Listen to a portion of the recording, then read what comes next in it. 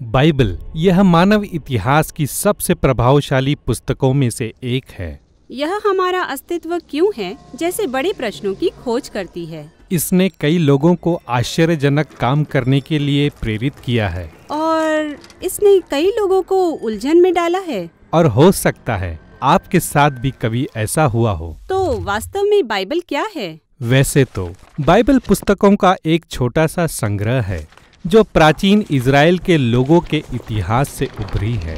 एक तरह से वे किसी भी दूसरी प्राचीन सभ्यता के समान ही थे, परंतु उनमें अनेक ऐसे लोग हुए जिन्हें भविष्यवक्ता कहा जाता है। उन्होंने इज़राइल की कहानी को साधारण तौर पर नहीं देखा।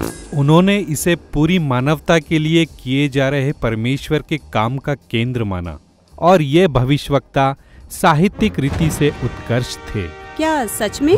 हाँ, उन्होंने इब्रानी भाषा शैली का उत्तम प्रयोग करके महान वृत्तांतों की और अति परिष्कृत कविताओं की रचना की।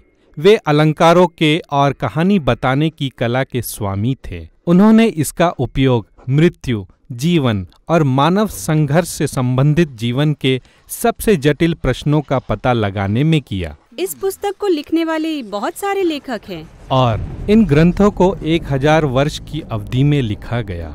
मिस्र में इज़राइल की उत्पत्ति से आरंभ करते हुए उनके राज्य के पहले मंदिर के समय तक, परंतु अंततः उन्हें बेबीलोन के लोगों ने अपने अधिकार में ले लिया और उन्हें निर्वासन में ले गए।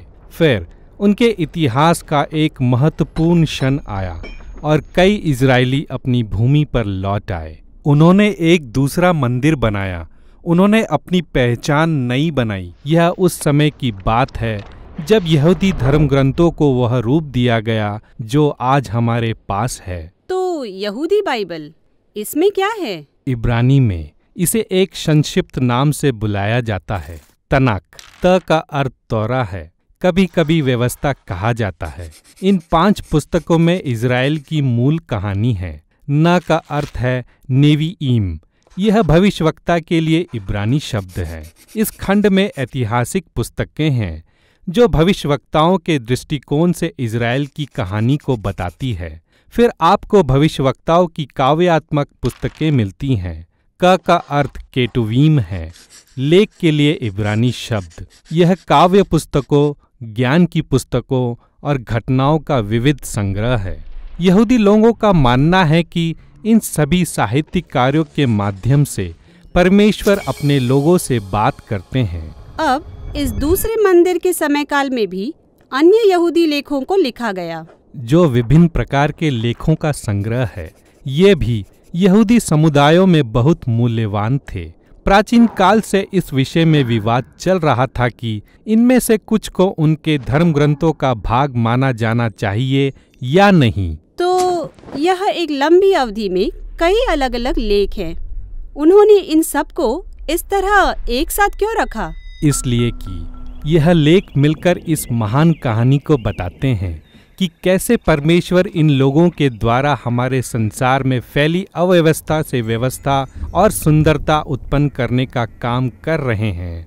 यह सब एक नए अगुवे की आशा देते हैं जो संपूर्ण सृष्टि को नया बना देगा। तब तनाक समाप्त होता है, पर यह अगुवा नहीं आता। तो यह एक बहुत बेहतरीन रचना है, परंतु इसमें अंत नहीं है। यह बिल्कुल सही है। अब कुछ शताब्दियों के बाद एक यहूदी भविष्यवक्ता दृश्य में आता है जिसका नाम यीशु नाज़री है। उन्होंने दावा किया कि वह तनाक की कहानी को आगे बढ़ा रहे हैं।